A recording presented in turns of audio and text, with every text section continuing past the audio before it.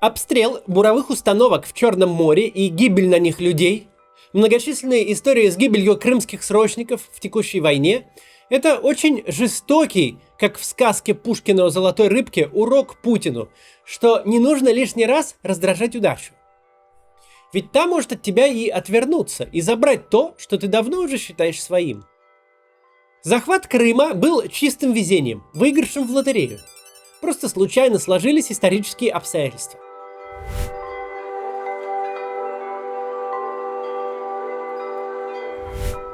Во-первых, в Украине случился Майдан.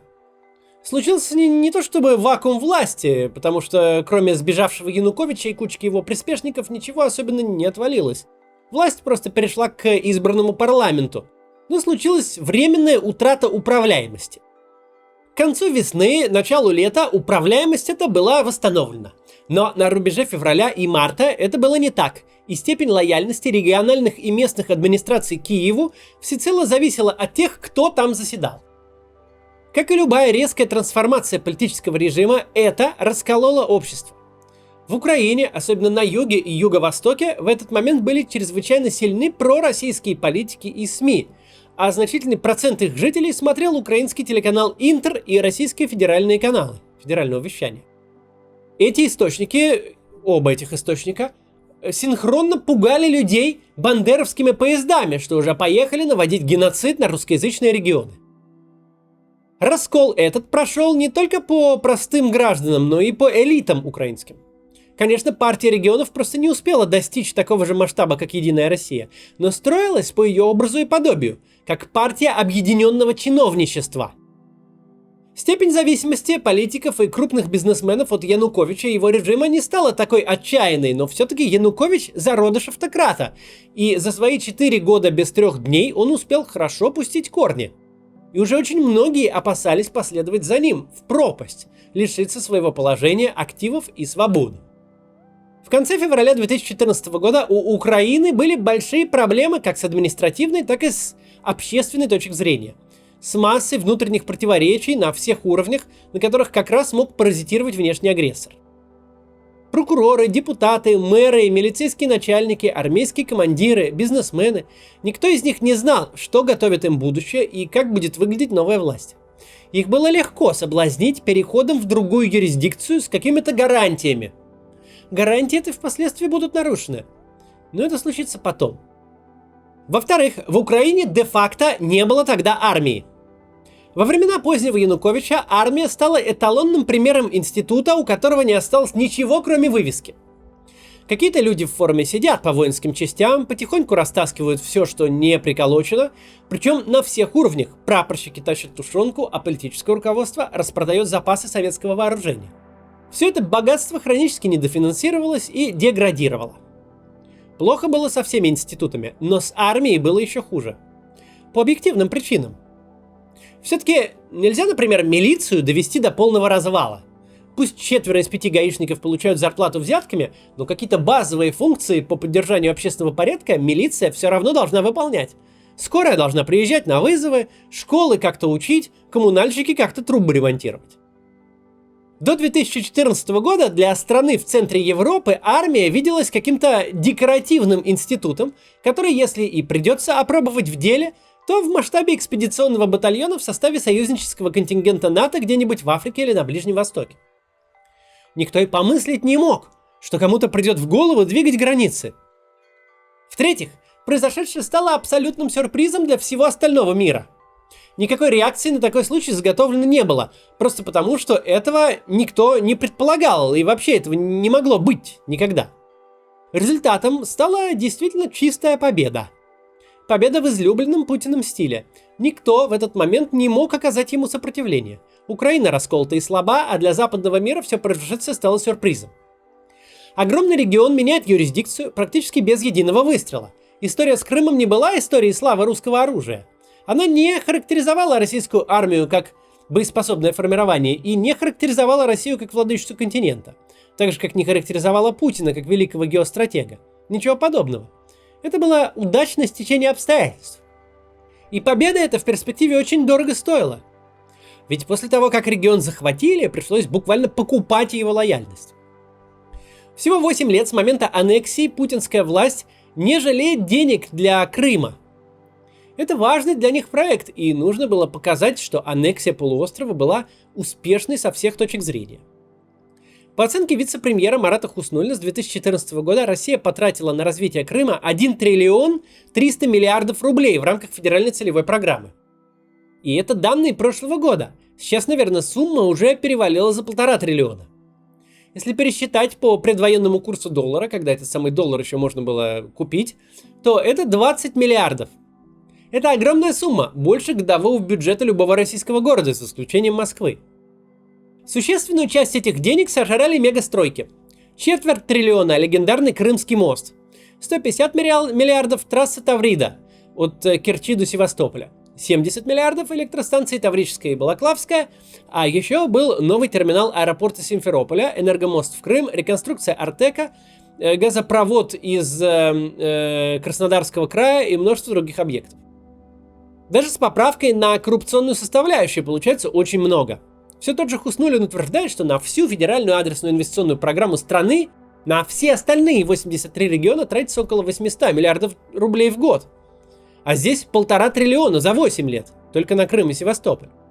Например, чемпионат мира по футболу 2018 года, еще один из проектов, которые важны Путину лично, обошелся по официальным данным в 700 миллиардов, а по неофициальным почти в 900.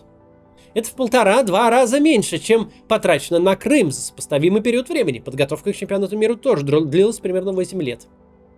В прошлом году эту федеральную целевую программу продлили до 2025 года, то есть закачку денег в Крым предполагалось продолжать и дальше.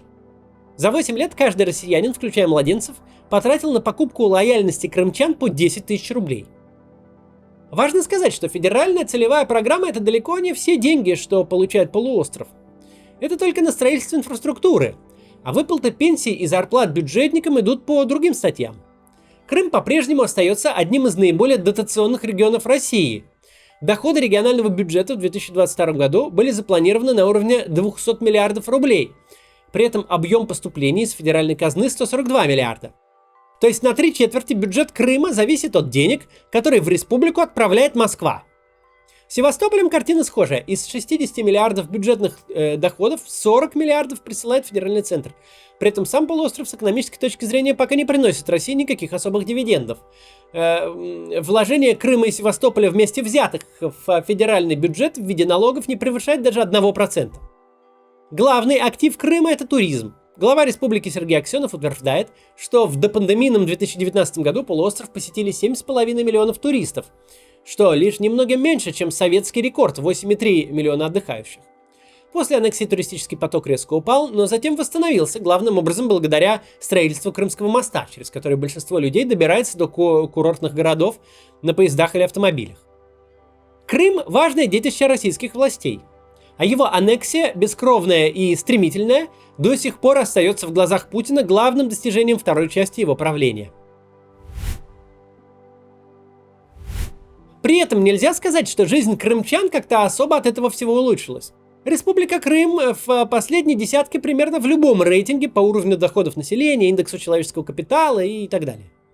Крымские курорты не слишком преобразились от вливания федеральных средств, и уровень сервиса там уступает не только турецко-египетскому, но и краснодарско-ставропольскому. Пенсии и зарплаты бюджетников выросли после аннексии, но не так сильно, как цены в магазинах, а ассортимент в этих магазинах сократился после ухода украинских товаров. А еще крымчане на 8 лет раньше испытали на себе то, что сейчас испытывают все жители России. Какая она жизнь под санкциями? Когда нет Макдональдса, Airbnb, Apple Pay и прочих радостей современной жизни. Только вот в Крыму это все было еще суровее, потому что там не работали и российские компании и сервисы типа Сбера и Яндекс.Такси, опасаясь попасть под санкции. В покупку лояльности жителей Крыма вложено много денег. Другой вопрос, удалась ли эта покупка или нет, учитывая не самые лучшие ее результаты. Но теперь даже достигнутое огромными сотнями миллиардов рублей будет обращено вспять. Крым для Путина действительно оказался огромной политической удачей, сложившейся при чудесном для него стечении обстоятельств. Но проблема удачи в том, что некоторые люди совершенно не способны ее ценить, приписывая везение своим способностям. Такое мышление доводит до ручки запойных игроков в казино, которые искренне считают, что если их число выпало на рулетке, то это не чистое совпадение, не везение, не удача, а это они обманули систему. И они думают, что нужно продолжать ставить еще и еще. Такое же мышление на наших глазах доводит до ручки одного автократа. На рулетке ему выпал целый кусок планеты Земля. Кусок, за который ничего серьезного не было, за который не ввели больших санкций, за который никто не воевал. Этим бы, коль уж ты собрался таким заниматься, и удовлетвориться. Но ума удовлетвориться не хватает. Ведь это не удача, это он обманул мировую систему, и теперь всегда можно только побеждать. Теперь жители Крыма, в жизни которых 8 лет назад просто сменилась юрисдикция, которые не понесли какого-то катастрофического ущерба, более того, на подкуп которых тратились огромные суммы, вдруг оказались втянуты в настоящую войну. Вот не было у них никакой войны до прихода России. Не гибли их дети и мужья, непонятно где и непонятно за что. А теперь гибнут. Не было в их жизни угроз, а теперь есть. Да, Крым никогда не был бы признан частью России. Он бы, несмотря на все вложения из центра, продолжал бы деградировать под санкциями.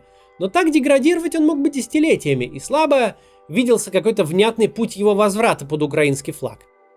Однако теперь он видится яснее.